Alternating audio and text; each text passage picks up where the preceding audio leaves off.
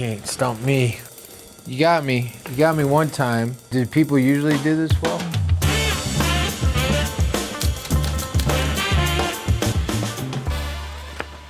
Do you mind holding the card a little bit higher just so you can see it? It's high enough? How about right here? Right? Good, Is this thanks. the right spot? Okay, cool. You figure it's more comfy here in the old hopeless emptiness after all. That's a line from Revolutionary Road. You figure it's more comfy here in the old hopeless emptiness after all. Gosh, you know, that was a crazy year because it was also the year that my first daughter was born and my father died. And then I got nominated for an Oscar. So that's kind of a strange triptych for a year.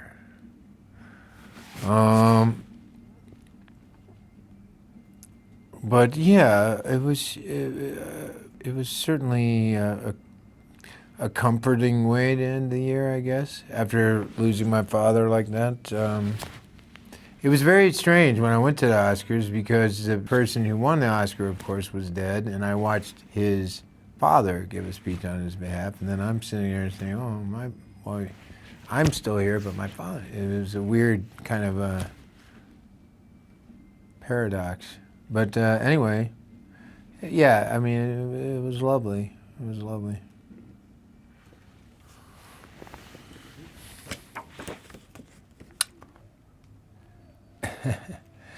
You may think that this thing looks human, stands on two legs, right? But we were created in the Lord's image. You don't think that's what the Lord looks like, do you? That's from The Shape of Water. Stands on two legs, right? But we're created in the Lord's image. You don't think that's what the Lord looks like, do you? I just saw Guillermo the other night, actually. I went to see a screening of Frankenstein. I always love seeing him. He's such a sweet, sweet man and super intelligent about cinema and everything, really. My character is America.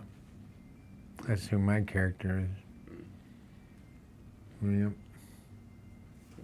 America the monster. I am relaxed. That's from Boardwalk Empire. You can't stump me. I am relaxed. No! I am relaxed. Yeah, that's from just outside the florist, right? And I shoot that guy. Yeah. Poor old Nelson. Yeah, that was 5 years. 5 years we did that show. 5 seasons, anyway. Yeah, but now it's been a minute since Boardwalk, but people keep watching it, or keep discovering it, or I don't know. I would say it's on reruns, but I don't even know if they have reruns anymore. I frankly, I never turned the television on, so I don't even know. I don't even know how it functions nowadays. It used to be you could just turn on the TV and find, the baseball game. I have no idea how it works now. Yeah. When you're on a series like Boardwalk Empire, it's a bit tricky because you don't really know what's coming next. They don't tell you what's coming next. I had no idea if Nelson's fortunes were ever going to improve. I assumed at one point that he would have some sort of second coming, but that never really seemed to take place. So it kind of made me sad for him, really. Because I think he started off with the best of intentions, and just got warped, as is so often the case. That's very American too. Let's see here. And every action I take, no matter how violent or how cruel, is for the greater good of my people, and now I have no people, my soul. That is what you have taken from me, says General Zod in the motion picture Man of Steel. Here we go. That is what you have taken from me. Zack Snyder, the director of the film, had a wonderful crew of physical experts, fitness experts, combat experts, kind of like an extended boot camp or infantry training or something. Went on for a few months actually, over the summer before we started shooting. Yeah, we would practice all the fight choreography and develop it further. Yeah, in terms of the actual acting part, I just kind of used my imagination. We didn't rehearse any of that too terribly much, but yeah, I used my imagination. Yeah.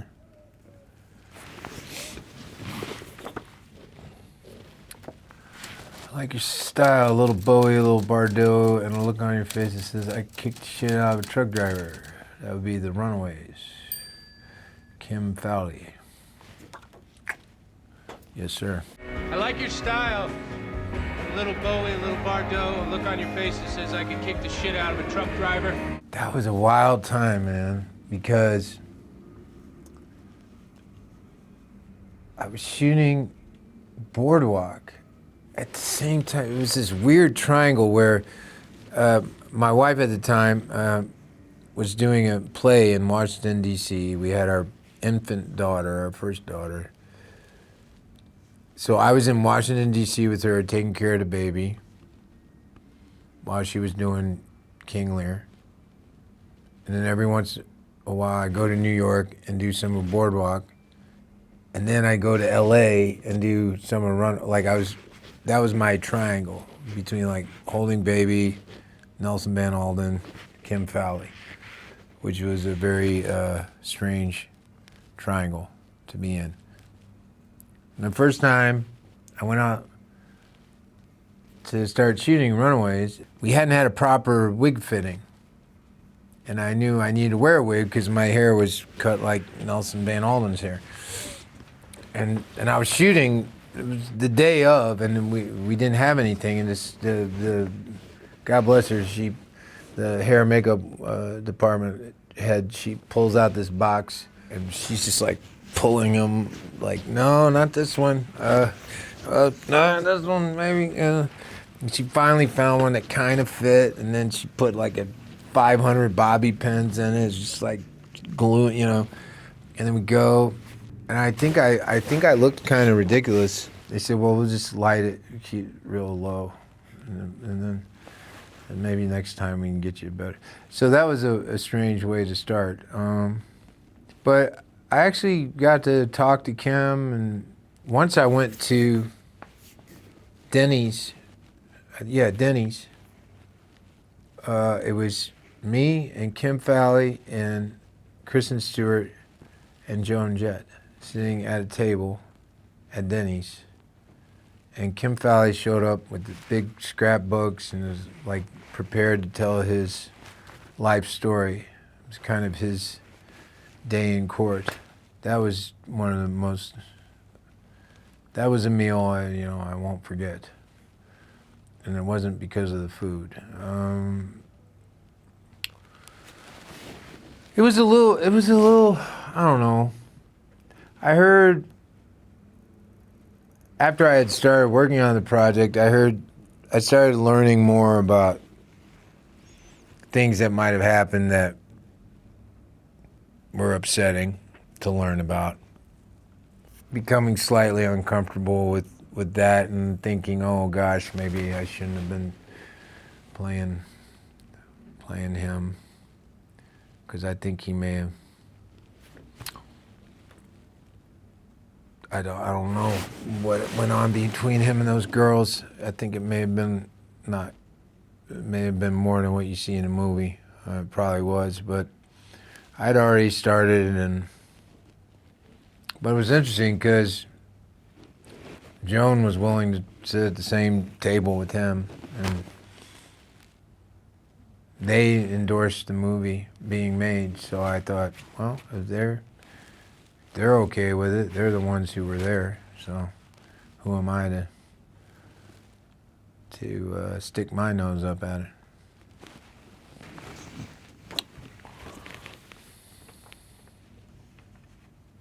You know, it's times like this when I think about something my dad once said to me. He said, "Oh God, please don't kill me with that hammer." Is this from Amy Sedaris? Oh, this is from Let's Go to Prison. There you go. That's Leonard from Let's Go to Prison. Yeah, I got it. Sorry, took a couple tries. It's times like this when I think about something my dad once said to me. He said, "Oh, God, please don't kill me with the hammer, Leonard, please." Those guys are fun. Will Arnett, he's so funny. Bob Odenkirk. I mean, Bob, he's had quite a rise. But yeah, I had fun. I mean, we shot it at a actual prison in the outskirts, way outside of Chicago. I think it was Joliet or maybe Romeoville. I can't even remember. But yeah, it was weird to be having so much fun in a prison. I don't think many people in prison have as much fun as we had doing that. You know, it's always a little weird anytime you play skinhead or, you have a frickin' swastika on you. It's, even if it's meant in jest, it's a little awkward.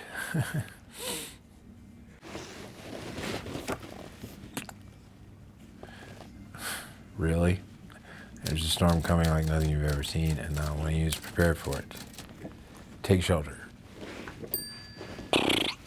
Yes. I know that line. There is a storm coming! Like nothing you have ever seen! And not a one of you is prepared for it! Shotgun Stories was really bare bones. I mean, like, really bare bones. Like, one of the most bare bones things I'd ever been on. And Take Shelter was, he got some actual producers on board and a quick schedule, but real solid support underneath them. And just, I don't know, you just felt more... I think when we were doing Shotgun Stories, a lot of times he would come to me and he'd be like, "So, you've been doing this, like, what, is this okay? Like, what should we do? This, that, I mean, never about, like, camera stuff or any of that, because that's him, that's what he knows about, but just about the scene or the atmosphere or whatever. And although Take Shelter, by and large, was more, I don't know, intimate, not as many characters or whatnot. And then he's got Jessica there, he's got Shay there, he's got Ray McKinnon there. He's surrounded by more of experienced professional type actor people. He didn't need as much advice, really, because a lot of times what he would ask me about was when he was trying to deal with people that hadn't really done very much. I met Shay Wiggum on Tigerland, and we've done several things together, including Boardwalk Empire. We're both in that. Shay's like a brother to me, yeah. Me and Shay will keep collaborating for a long time, I imagine, yeah.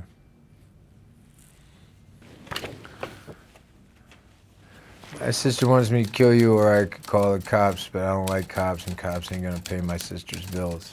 Before the devil knows you're dead. But I don't like cops, and the cops ain't gonna pay my sister's bills.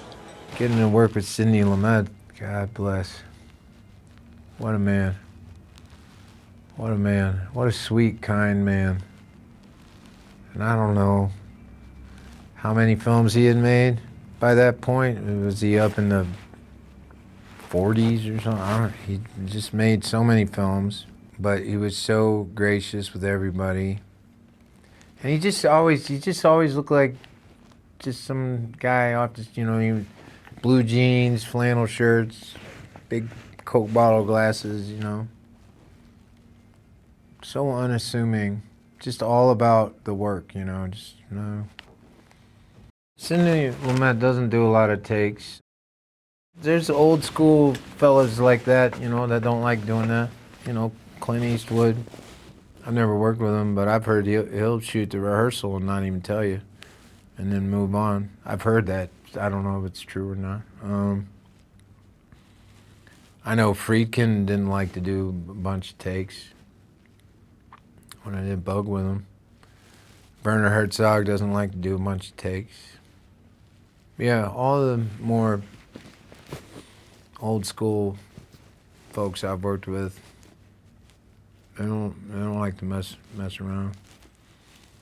I'll never forget this theater company I'm part of back in Chicago. We were having a fundraiser, and they asked me if I could come up with some auction items or something. And he signed a couple of copies of Making Movies for me. I went to his office. It was the last time I saw him before he died. And I had only asked for one. He signed one, and then he like gave me one, and just asking about, am I working? What am I working on? Just such a beautiful energy he had. Yeah.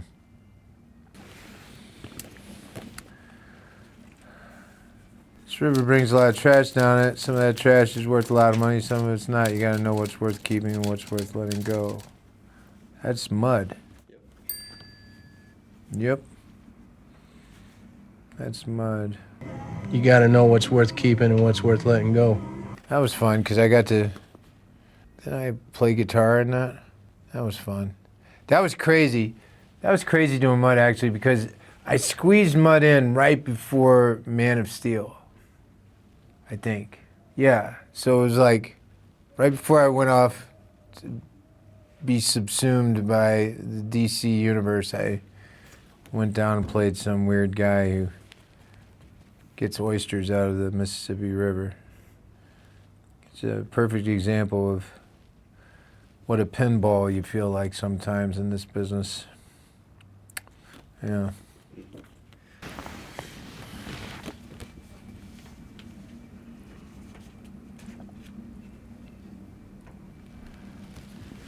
I smell like a fucking distillery. Why not? But I give him good answers. So he says, you passed everything. But he says, you are an undesirable character. We don't want you. That's from Bikeriders. My most recent collaboration with Mr. Nichols. He says, you passed everything, except he says, you are an undesirable character. We don't want you. Yeah, that's a real guy. I mean, obviously those characters are all based on the photo book, The Bikeriders, Danny Lyons. Zipko. Yeah, he was Latvian. He had the strangest voice. I had recordings of his voice. I would listen to them. I tried to kind of hit his voice, but not make it completely incomprehensible. But he had a very, very interesting accent, for sure.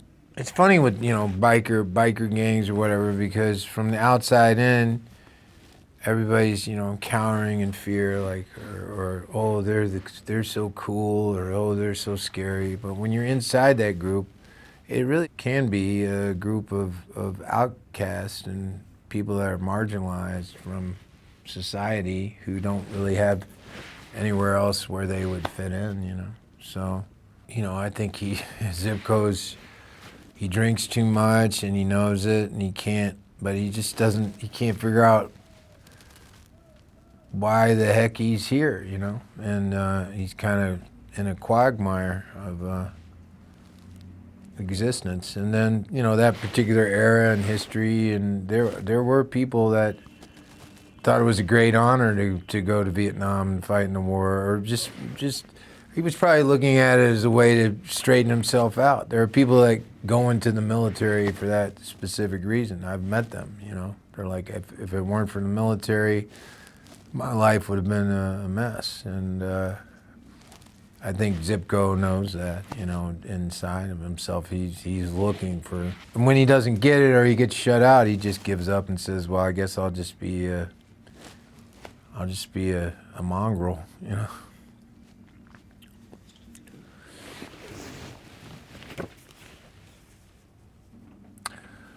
That is to say, it is not your present temper that marks the pulse of the people. Not here in this turbulent hall do we stake the destiny of our republic. Not here, but by the millions of firesides that have endowed us on their behalf. Millions of firesides that have endowed us. Well, that's President James Garfield from his address at the Republican National Convention. From the new hit series Death by Lightning, premiering on Netflix. It is not your present temper that marks the pulse of the people. Not here in this turbulent hall do we stake the destiny of our republic. I don't think many people know much about him. But gosh, I wish they did. Hopefully this show will lead people to want to learn more about him. Because as much as you learn by watching the show, there's so much more to learn. It's particularly sad right now because I discovered that the Department of Education was actually his idea. That he was the one who suggested that in order for the society to be filled with free and equal people, that they all needed to be educated, regardless of their race or class or whatnot. So that was his idea. I mean, he may not have been the first person to think it, but he was definitely the first person to try and implement it. So, yeah, it's kind of sad nowadays to see it being torn apart. Yeah, that darn Charles Guiteau. I was very honored to get the call to play President James Garfield because I am very honored to be an American, and I do think with all its bumps and bruises and imperfections, I do still enjoy living in America, and it's important not to abandon America just because you're unhappy with how it's being managed in the moment. And one of the things I found so inspiring about Garfield is that he was constantly, genuinely trying to improve the country, the health of the country. He realized that the country itself had a health that needed taken care of.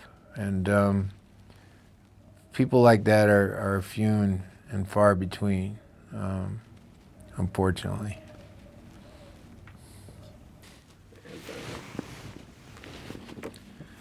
WrestleMania, no way. It's from Groundhog Day. Yeah. Well done. WrestleMania! No way!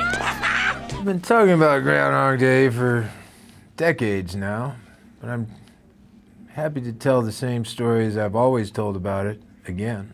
But yeah, I love making Groundhog Day. It's a real privilege to get to be in a movie that is so woven into like the collective consciousness. You make a lot of movies that not many people see. You make some movies that a handful of people see. You make some movies that a lot of people see but don't necessarily care for. But to be in a movie that is kind of like part of people's consciousness is it's a big deal. But you know, frankly, the truth is I don't really do that much in Groundhog Day. But I got my. I always tell people that's how I got my SAG card, but I think that might be a lie. I think I might have actually gotten it on some weird TV movie called Overexposed, where I was doing a scene in a phone booth with Mayor Winningham. But I never saw Mayor Winningham because I was in a phone booth. But that's how long ago that was. I did a scene in a phone booth. I also was in a movie called Phone Booth. Briefly. But yeah, Groundhog Day. Harold Ramis, another sweet man. Very sweet man. You got me one time But I just made one, but then I figured it out. I don't know why I thought it was Amy Sedaris. I think because, have you ever seen that show? The Amy Sedaris show?